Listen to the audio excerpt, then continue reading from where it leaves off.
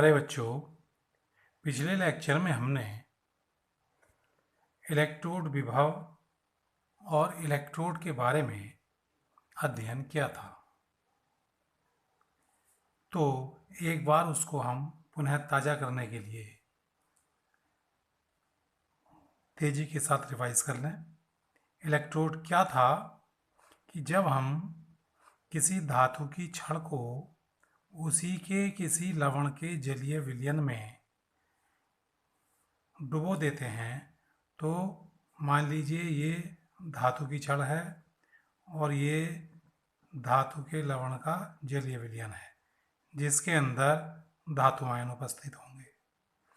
तो ये समायोजन या ये डिवाइस कहलाती है इलेक्ट्रोड। हमने ये भी देखा था कि इस स्थिति में धातु की छड़ पर कोई ना कोई आवेश आ जाता है और विलयन पर उसके विपरीत आवेश आ जाता है। इन दोनों आवेशों के कारण एक विभवांतर उत्पन्न होता है जिसे इस इलेक्ट्रोड का इलेक्ट्रोड विभव कहते हैं।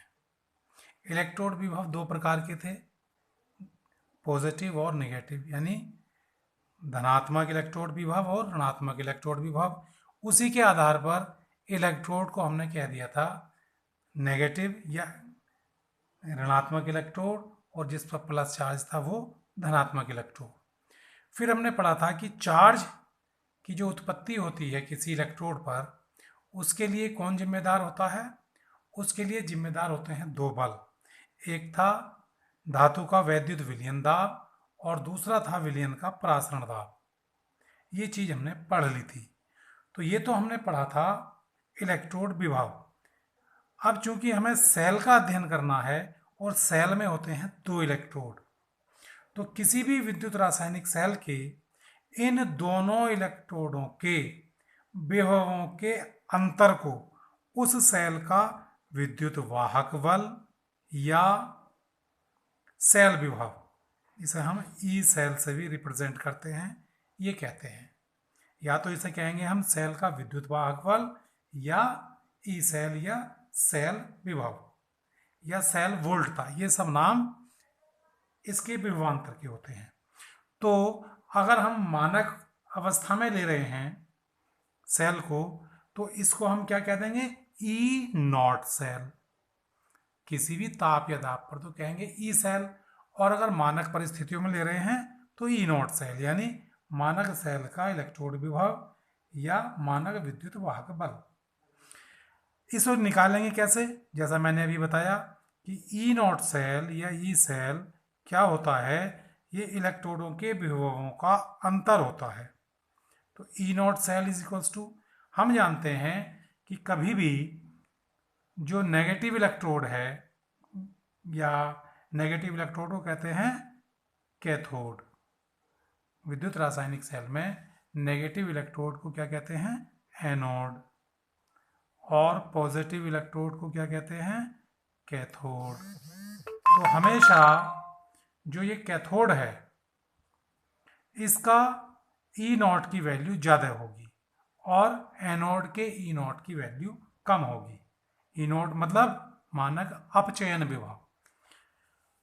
क्यों होगी इसकी ज़्यादा? क्योंकि इस इलेक्ट्रोड पर अपचयन की क्रिया होगी। अपचयन की क्रिया मतलब इलेक्ट्रॉन को ग्रहण करने की क्रिया, और इलेक्ट्रॉन को ग्रहण करने की प्रवृत्ति कब उत्पन्न होती है? जब इलेक्ट्रोड विभव मानक इलेक्ट्रोड विभव का अपचयन विभव अर्थात मानक अपचयन विभव की वैल्यू ज़्यादा होती है।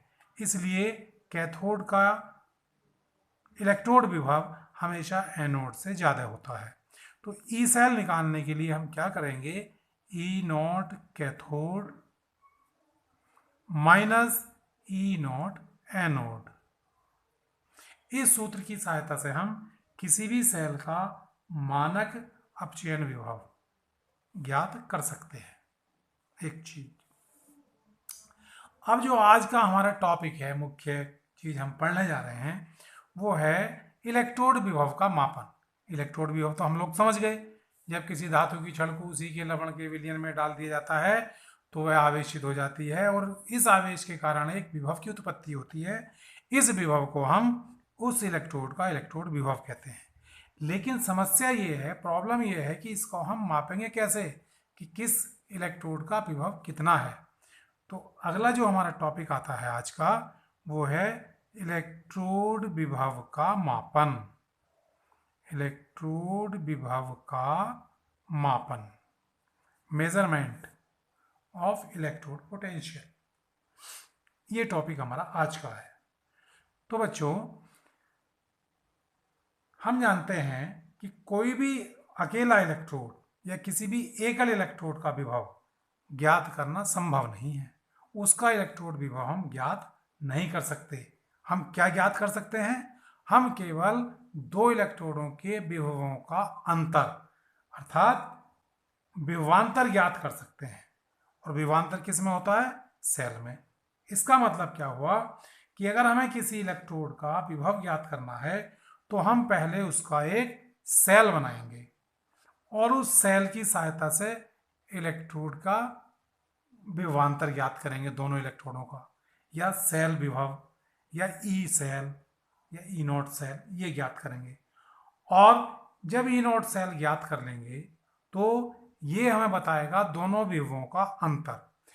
दोनों विभवों का, दोनों इलेक्ट्रोड के विभवों के अंतर से भी हम इलेक्ट्रोड का विभव ज्ञात नहीं कर पाएंगे जब तक हमें किसी एक इलेक्ट्रोड का विभव पता न हो। अर्थात कहने का तात्पर्य ये है कि किसी भी एकल इलेक्ट्रोड का विभव ज्ञात करना संभव नहीं है। इसलिए एकल इलेक्ट्रोड का विभव ज्ञात करने के लिए इसे हम किसी ज्ञात विभव वाले इलेक्ट्रोड के साथ जोड़ देते हैं और इस इलेक्ट्रोड को हम कहेंगे मानक इलेक्ट्रोड विभव। ज्ञात विभव जिसका होगा उसे हम क्या कहेंगे? मानक इलेक्ट्रोड विभव। कौन सा, कैसा मानक इलेक्ट्रोड विभव कहलाता है वो? उसे कहेंगे हम निर्देशित या निर्देश इलेक्ट्रोड। उसको क्या कहेंगे हम? निर्देश इलेक्ट्रोड। किसको? ऐसा विभव, ऐसा इलेक्ट्रोड जिसका इलेक्ट्रोड विभव हमें पता होता है, उसको हम निर्देश इलेक्ट्रोड या रेफरेंस इलेक्ट्रोड कहते हैं, जिसकी सहायता से अन्य का इलेक्ट्रोड विभव ज्ञात किया जाता है। उसे हम कहते हैं रेफरेंस इलेक्ट्रोड या निर्देश इलेक्ट्रोड।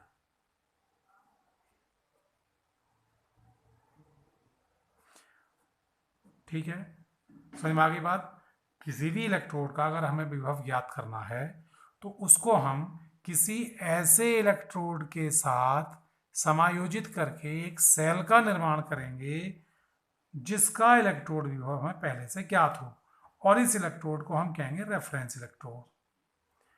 सेल का निर्माण क्यों करते हैं? क्योंकि हम एकल इलेक्ट्रोड का विभव ज्ञात नहीं कर सकते, लेकिन सेल के दो इलेक्ट्रोडों के बीच का विभवांतर ज्ञात कर सकते हैं।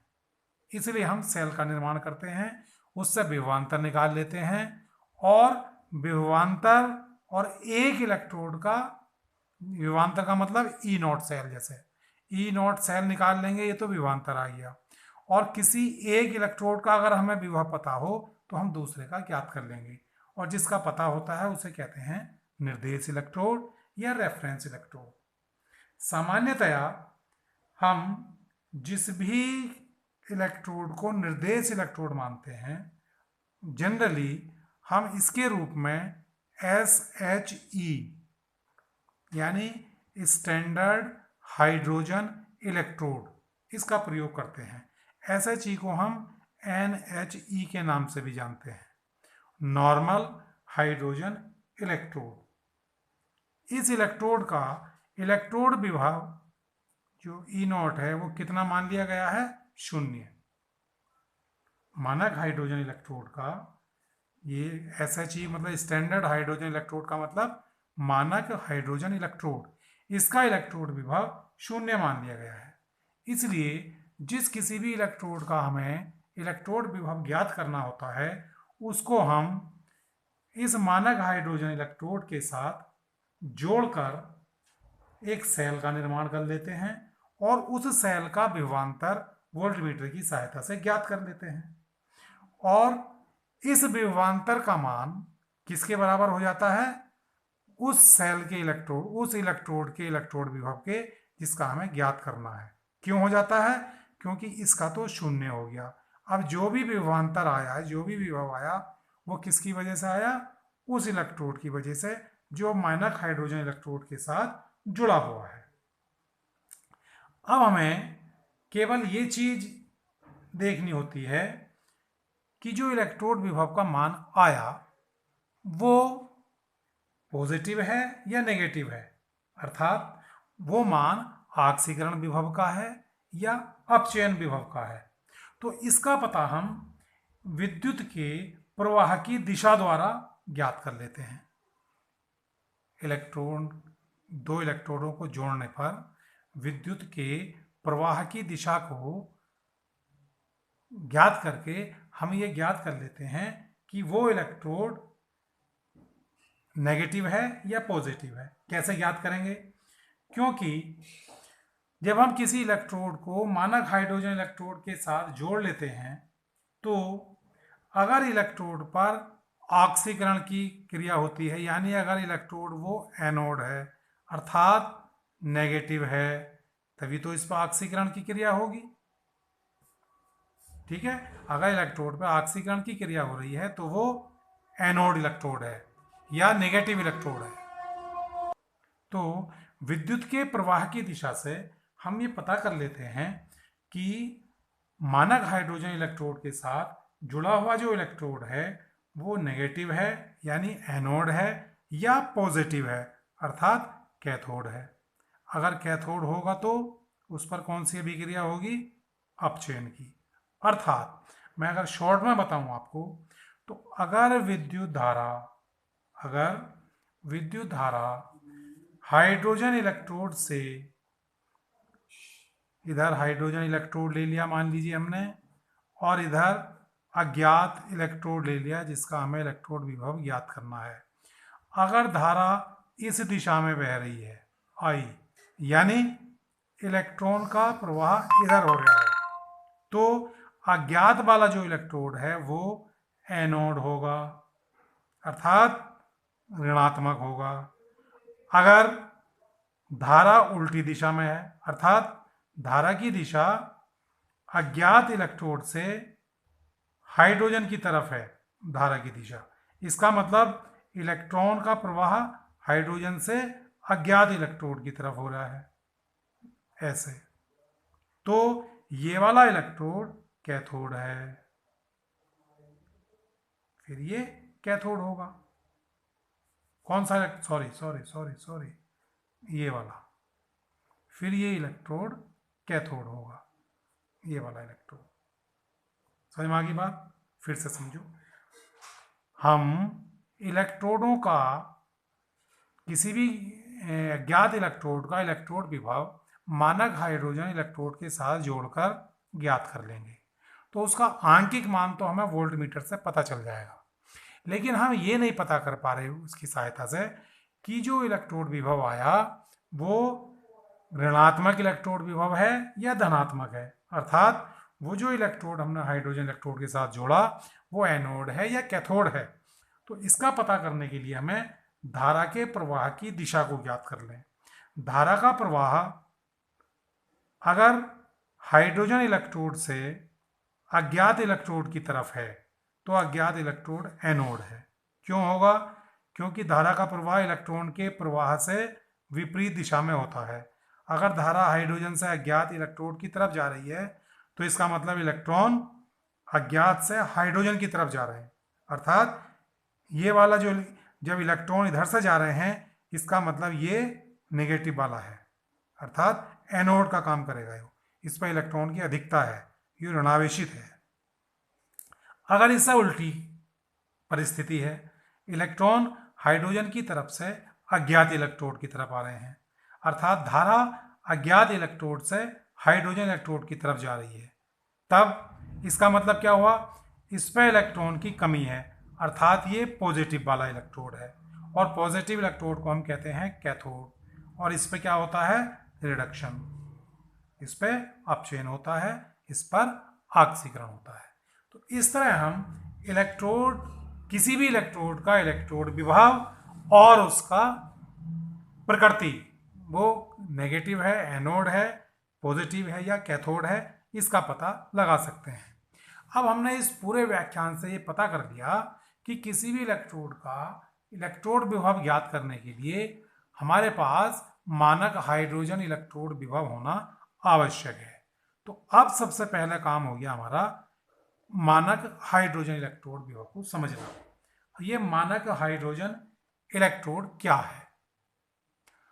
तो बच्चों, जैसा मैंने आपको बताया कि इलेक्ट्रोड कब बनता है, जब किसी धातु की छड़ को उसके लवण के विलयन में डुबो दिया जाता है तो वो छड़ इलेक्ट्रोड बन जाती है। किंतु विलयन में खड़ा करने के लिए या डुबोने के लिए छड़ अर्थात ठोस पदार्थ होना आवश्यक है।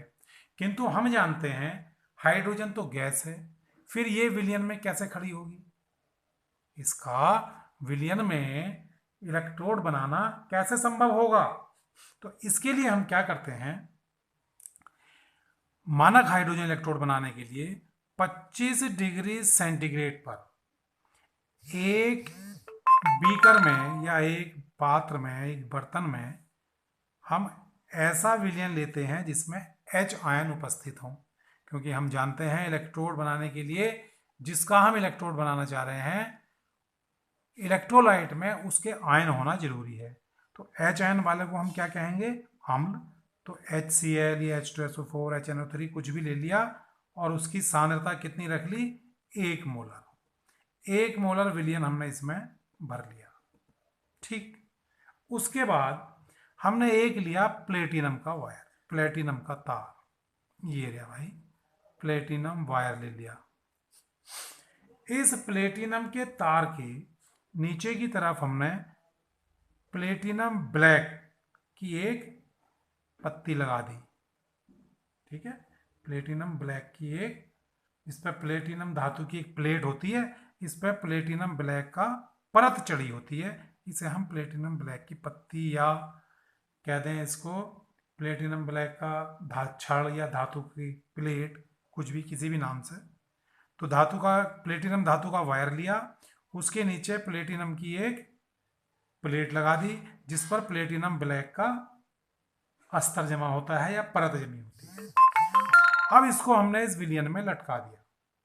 विलयन में लटकाने के बाद इसको हमने एक कांच की ट्यूब से कवर कर दिया और इस प्रकार कवर करा कि इस ट्यूब में यहाँ एक हमने एंट्री रखी जिससे हम हाइड्रोजन गैस इसमें प्रवाहित कर सकें।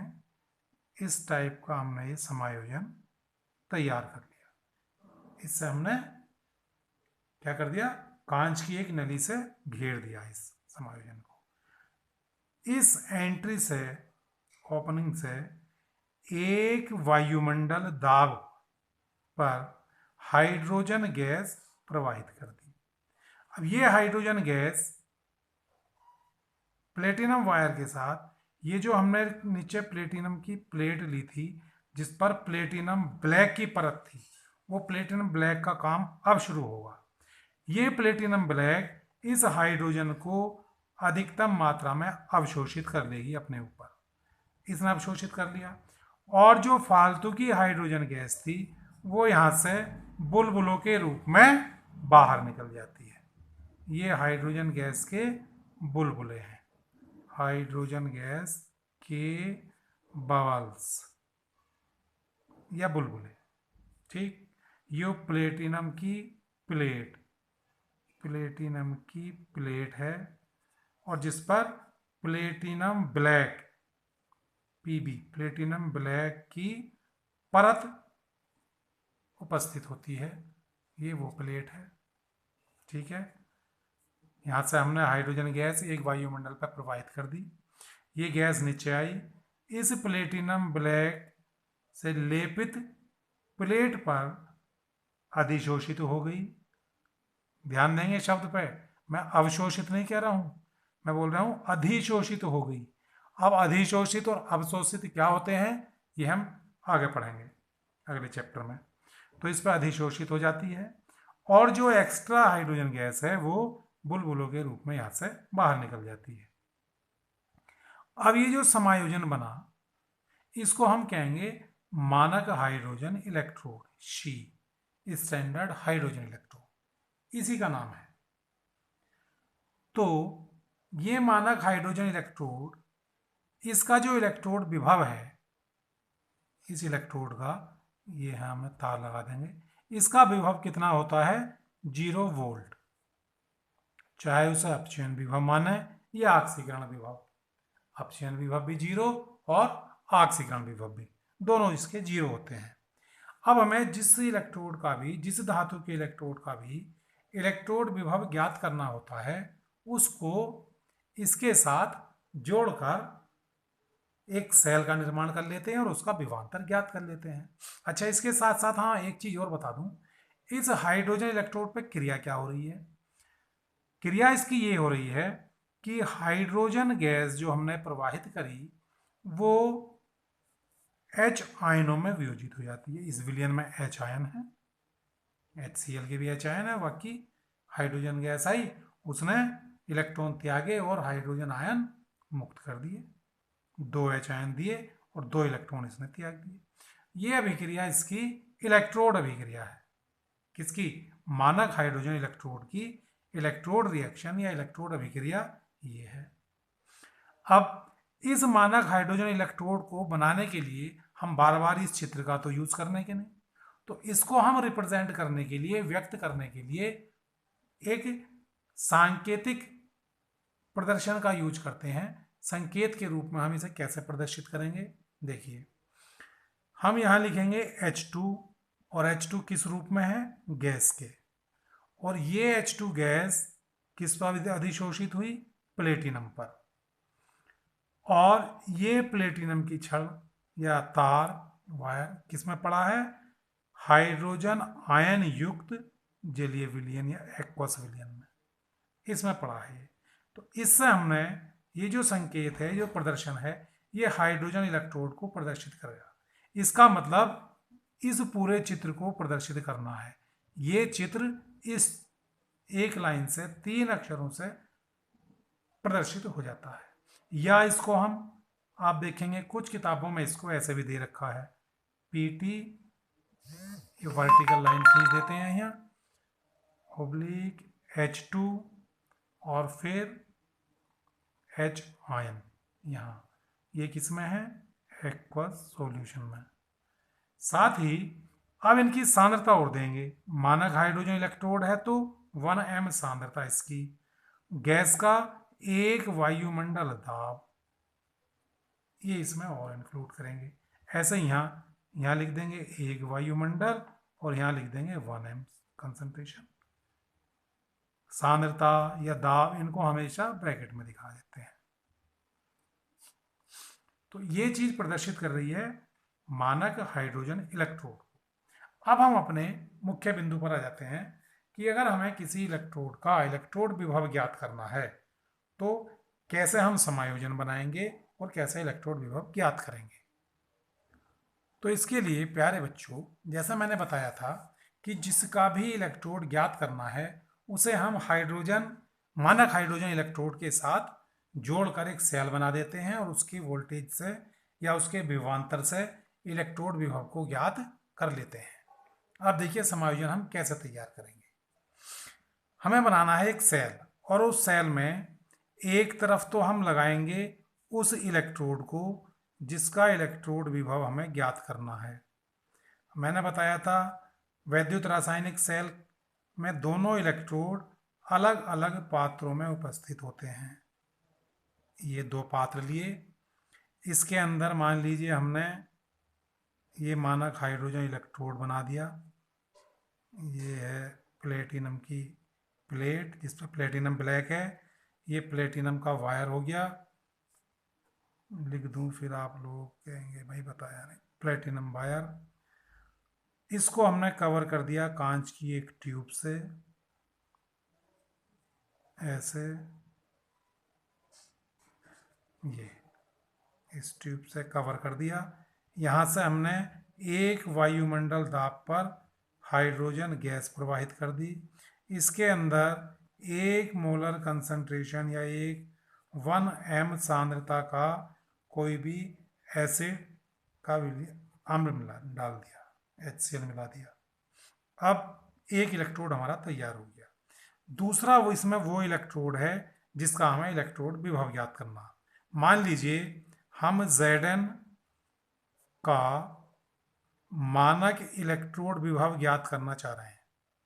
मानक इलेक्ट्रोड विभव ज्ञात करना, ये हमारा काम है, ये टारगेट हमारा है। तो हम जिंक का इलेक्ट्रोड बनाएंगे। जिंक का इलेक्ट्रोड बनाने के लिए ये Zn का क्या ले लिया हमने, छड़, Zn की रॉड ले ली, और इसके अंदर विलियन भी किसका मिलाओगे, Zn के ही साल्ट का जलीय विलियन यानी जिंक सल्फेट ले लिया। ठीक, तो ये जिंक इलेक्ट्रोड हो गया, ये हाइड्रोजन इलेक्ट्रोड हो गया।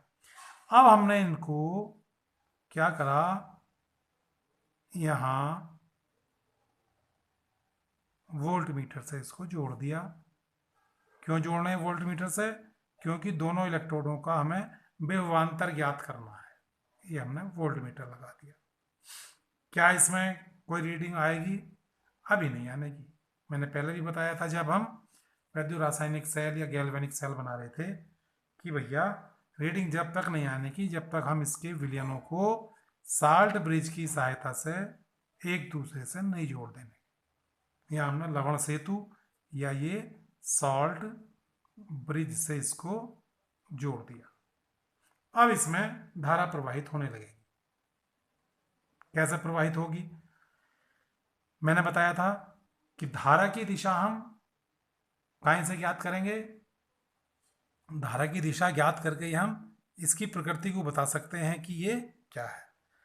अब हमने देखा कि इसमें इलेक्ट्रॉन तो इस दिशा में गति कर रहे हैं। जब इलेक्ट्रॉन ऐसे गति कर रहे हैं तो धारा किधर गई, इधर की तरफ को।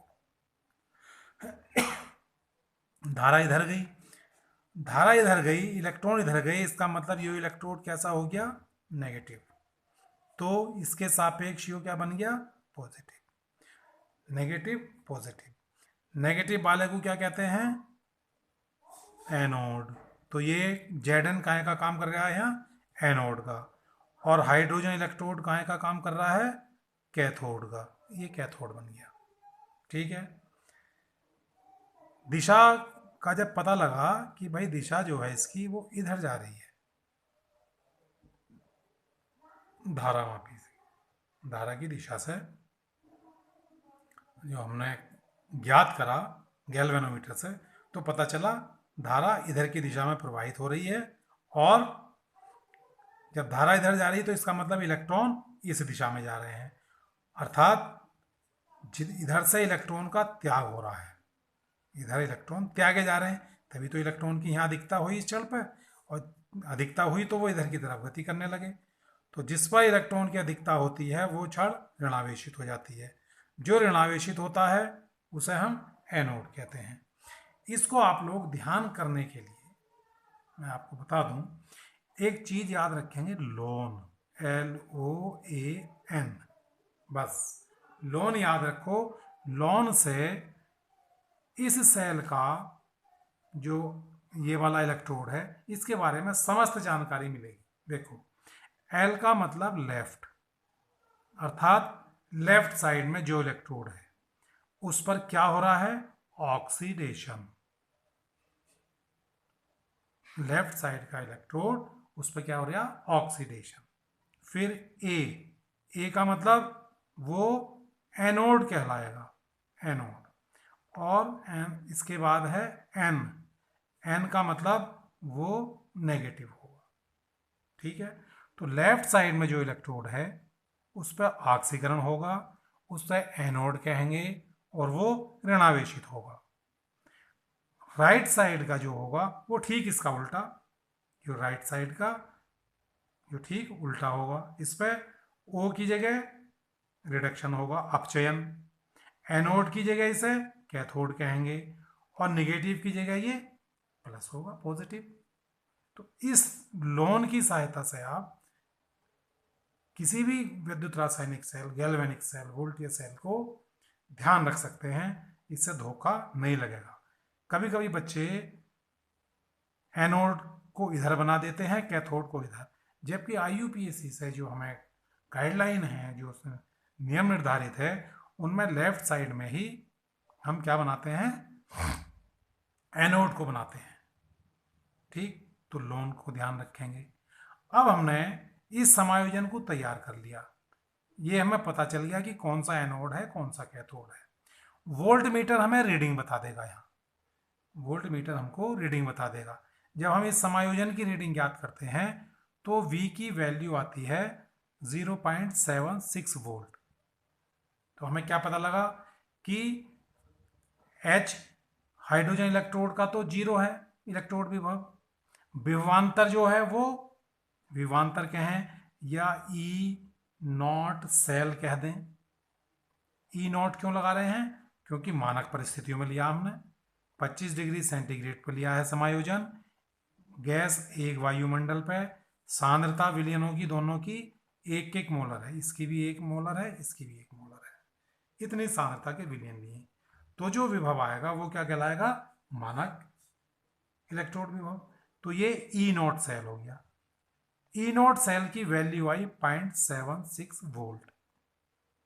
ठीक है, अब अगर आपको ये पता चल गया है कि ये वाला माइनस है, तो हम इसमें वैसे माइनस का साइन लगा देंगे, -0.76 हो जाएगा। और अगर सूत्र की सहायता से निकालना चाहते हैं तो हमको पता है E0 cell is equals to E0 cathode. ये मैंने अभी बताया था कि सेल का E0 सेल कैसे निकालते हैं, विद्युत वाहक बल या विभवांतर। E0 cathode minus E0 anode, यही सूत्र बताया था ना मैंने लेक्चर के शुरू में, इसी का हम यूज कर रहे हैं। अब देखो E0 सेल हमें ये दिया है, हमने ज्ञात कर लिया 0.76 वोल्ट। E0 कैथोड, अब हमें पता है कैथोड कौन सा है इसमें, हाइड्रोजन वाला, तो इसकी वैल्यू 0 है, इसका मान हमें पता है। ठीक, माइनस E0 एनोड, इसकी वैल्यू हमें पता करनी है, तो E0 एनोड बराबर क्या आ जाएगा, E0 एनोड। ऐसा समझो कि हम इसको तो इधर ले गए और इसको इधर ले गए, तो ये माइनस का था, ये प्लस हो गया, और ये प्लस वाला इधर जाके माइनस हो गया, तो माइनस का 0.76 वोल्ट। ये क्या आ गया, इसका इलेक्ट्रोड विभव आ गया एनोड का। E0 एनोड का वैल्यू क्या आ गई, माइनस के 0.76 वोल्ट। इस तरह हम मानक इलेक्ट्रोड विभव ज्ञात कर लेते हैं। ठीक है, अब ऐसे ही अगर मान लीजिए हमें कॉपर का इलेक्ट्रोड विभव ज्ञात करना होता, तो हम यहाँ इसकी जगह, चलो मैं दोबारा बना के दिखा दूंगा आप लोगों को, एक Cu की छड़ लेते, इसको किसके विलयन में डाल देते, 1m सांद्रता के कॉपर सल्फेट के विलयन में। ठीक है, इसके साथ इधर हम क्या जोड़ देते, हाइड्रोजन इलेक्ट्रोड, मानक हाइड्रोजन इलेक्ट्रोड जोड़ते हम यहाँ, ये, और यहाँ से हाइड्रोजन गैस प्रवाहित कर देते एक एटमॉस्फेयर पर, HCl की कंसंट्रेशन 1m रखते। इन दोनों को हम किससे जोड़ देंगे, वोल्ट मीटर से। यहाँ गैल्वेनोमीटर, अच्छा अभी धारा प्रवाहित नहीं होगी, इसमें लवण सेतु लगा दिया। अब इसमें धारा प्रवाहित हुई, धारा का हम पता लगाएंगे दिशा, तो इसमें जब आप पता लगाओगे तो आपको पता लगेगा कि धारा की दिशा इस तरफ है, ये किसकी दिशा है, धारा की, अर्थात इलेक्ट्रॉन जो हैं वो ऐसे गति कर रहे हैं।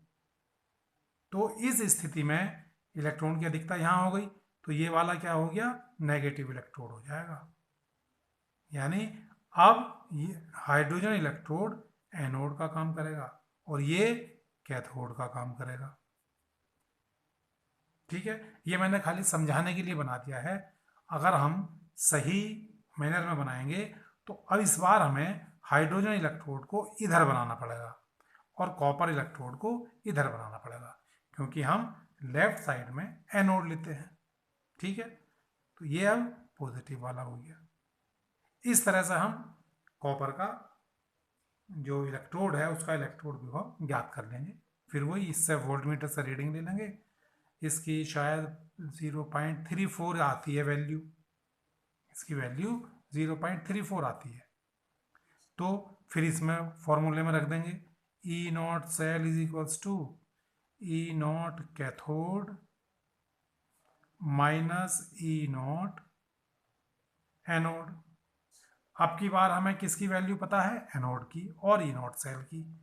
ई नॉट सेल है 0.34 इज इक्वल्स टू, कैथोड की हमें पता करनी है तो ई नॉट कैथोड माइनस 0। ठीक है, तो कैथोड की वैल्यू कितनी आ जाएगी, 0.34 volt. E naught cathode is equals to 0.34 volt. इस तरह हम कॉपर इलेक्ट्रोड का इलेक्ट्रोड विभव ज्ञात कर लेंगे।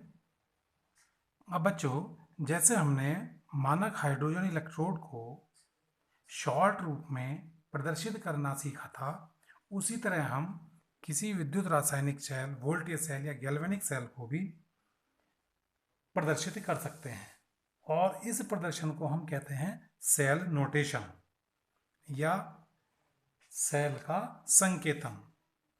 तो अब मैं आपको ये भी समझा देता हूँ कि सेल नोटेशन या सेल संकेतन क्या है।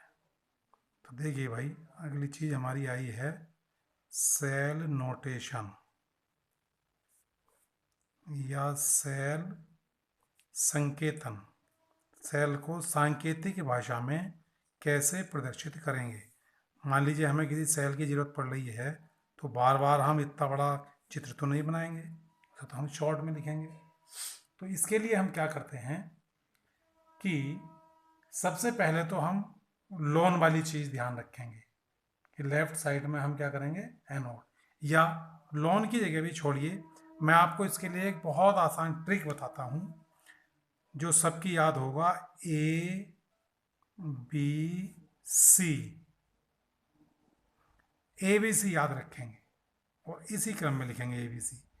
इस ए का मतलब है एनोड, बी का मतलब है ब्रिज और सी का मतलब है कैथोड।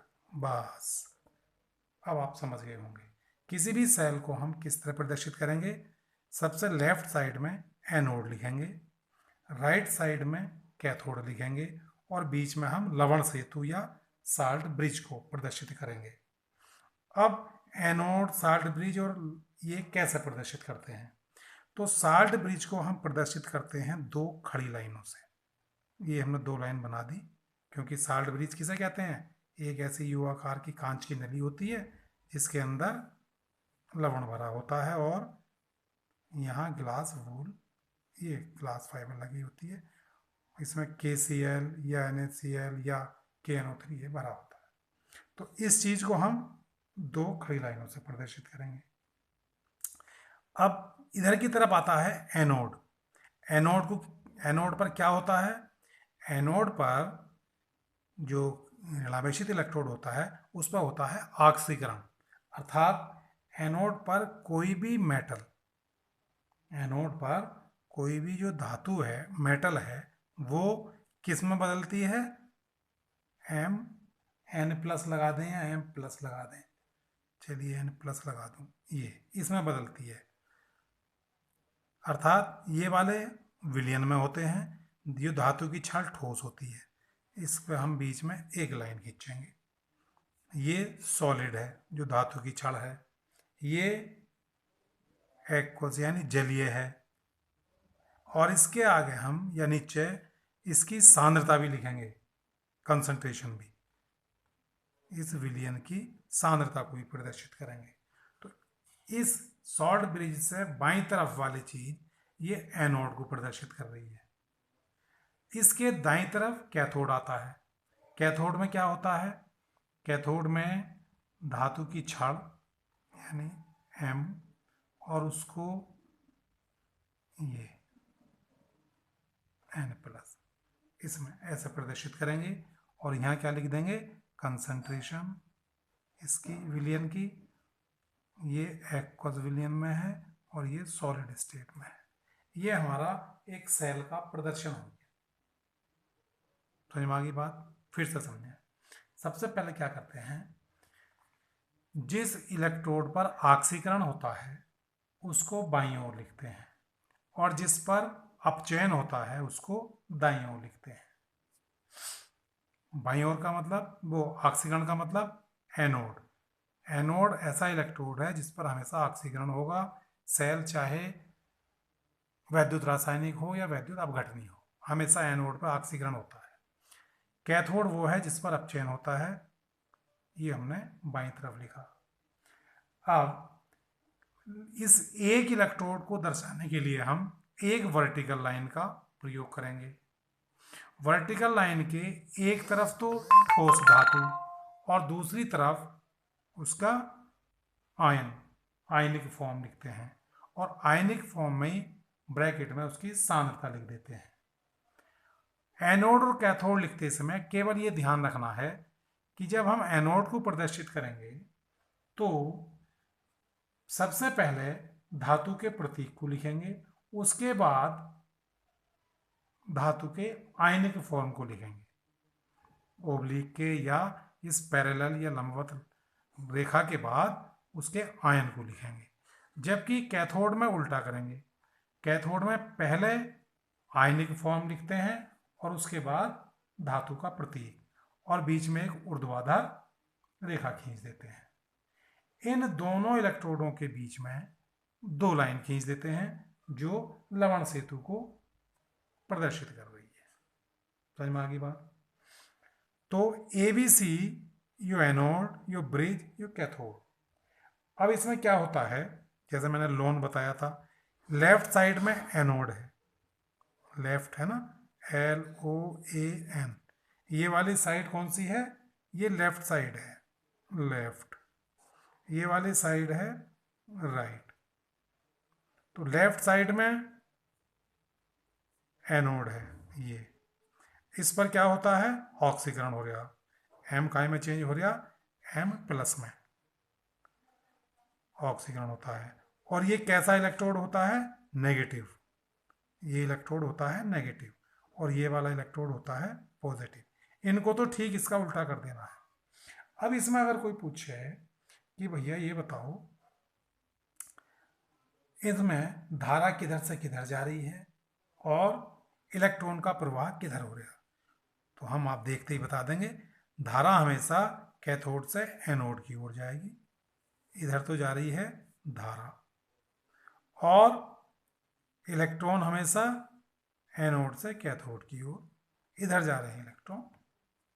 ये हमारा पूरा सेल। इस चीज को हमें सेल के प्रदर्शन में दिखाने की जरूरत नहीं है। सेल का प्रदर्शन केवल हम इलेक्ट्रोड ABC से करेंगे, एनोड, ब्रिज, कैथोड। अब मैं एक उदाहरण की सहायता से समझाता हूं। जैसे मान लो हमें किसी गैल्वेनिक सेल या डैनियल सेल ले लें, डैनियल सेल का प्रदर्शन करना है। तो एक चीज तो ये समझ लो, शायद कुछ बच्चे जानते भी हो, डैनियल सेल किसे कहते हैं? यो भी एक वोल्टीय सेल है, लेकिन इसमें शर्त ये होती है कि इसमें जो एनोड होता है वो तो होता है जिंक और कैथोड जो होता है वो होता है कॉपर। अगर कॉपर और जिंक के मिलने से सेल का निर्माण करें तो इसे हम डैनियल सेल कहते हैं।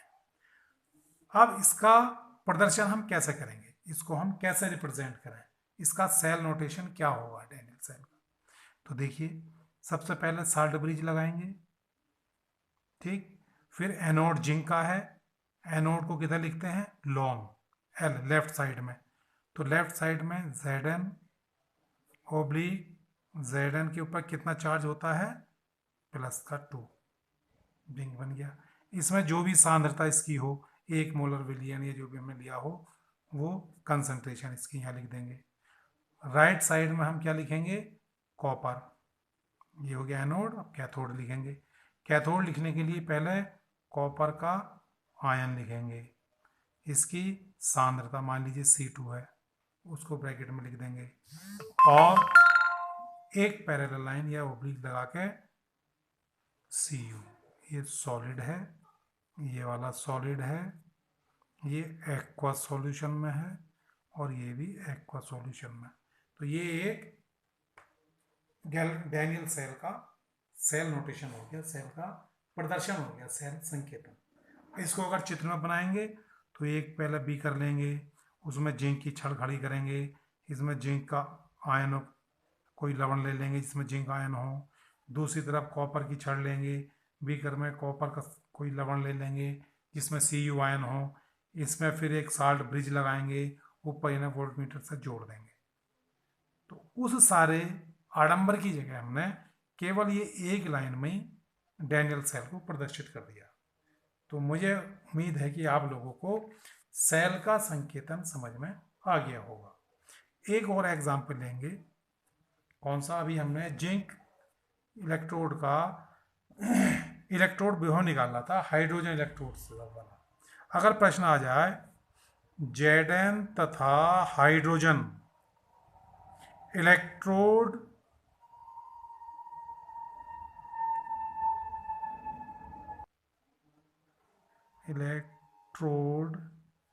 से बना सेल का सेल नोटेशन लिखिए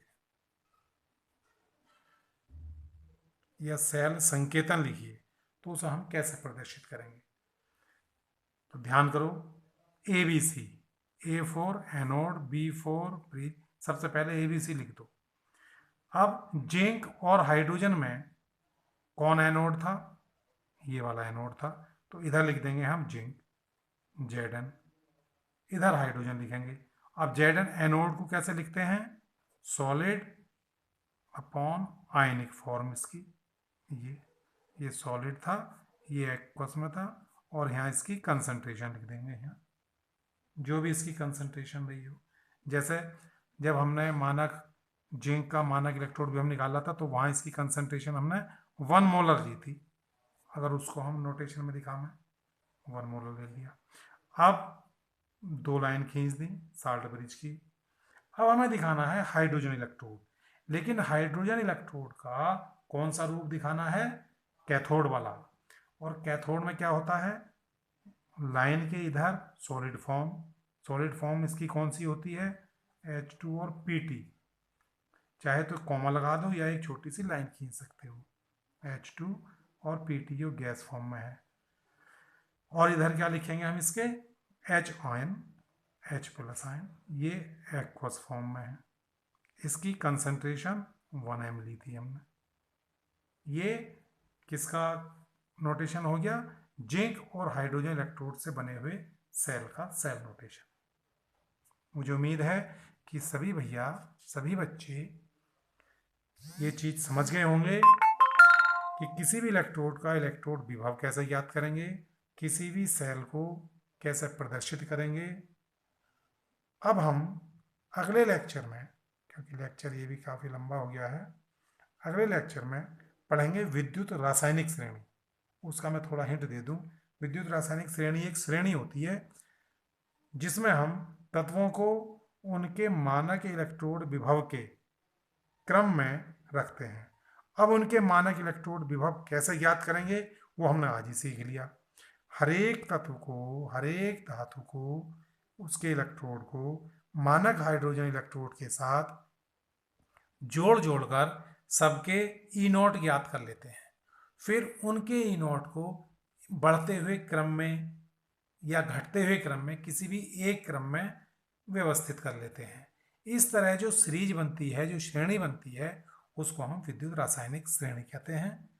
तो नेक्स्ट लेक्चर में हम विद्युत रासायनिक श्रेणी क्या है, कैसे बनाओगे और इसके क्या उपयोग हैं, हम क्यों इसको पढ़ते हैं, इसका अध्ययन करेंगे। बस तब तक पढ़ते रहिए, मस्त रहिए, घर में रहिए, मेहनत करते रहिए। लेकिन एक बच्चों से शिकायत है कि अभी भी सब्सक्राइब चैनल को नहीं किया है। सब्सक्राइब कर लें ताकि मेरे वीडियो के डालते ही आपको वीडियो का नोटिफिकेशन पहुंच जाए। प्यारे बच्चों, ये प्रक्रिया मेरी इसके लॉकडाउन के बाद भी लगातार चलती रहेगी, इसलिए आप लोग चैनल से लगातार जुड़े रहें, मेहनत करते रहें। कुछ पता नहीं है कब शिव जी का डमरू बज जाए, कब आपके एग्ज़ाम की डेट आ जाए, इसलिए हमेशा अपडेट बिल्कुल तैयार रहना है। धन्यवाद।